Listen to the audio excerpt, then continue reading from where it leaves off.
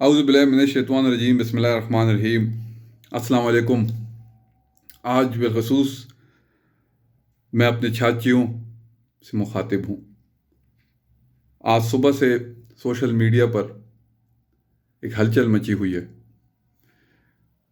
کل صوبائی وزیر، پارلیمانی سیکریٹری اور پی ٹی آئی کی جو لوکل قیادت تھی، انہوں نے خانزادہ ہاؤسنگ اسکیم کی بیلٹنگ کی ہے، اور مجھے بڑے افسوس سے کہنا پڑتا ہے کہ انہوں نے جان بوجھ کر اپنے لوگوں کو نوازا ہے۔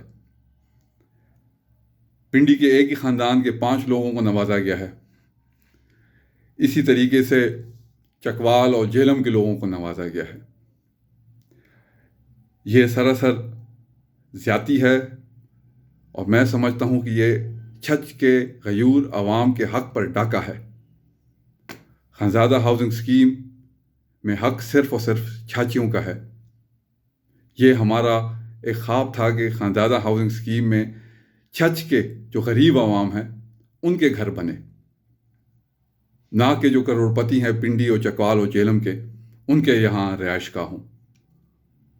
میں اس موقع پر حکومت پنجاب اور بالخصوص پرائم منسٹر صاحب سے میں اپیل کرتا ہوں کہ اس پورے پروسیس کی انکوائری کی جائے۔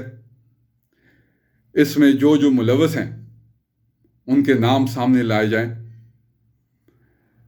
تاکہ ہمارے جو چاچی ہیں جن کا حق پر ڈاکہ ڈالا گیا ہے ان کو ان کا حق ملے۔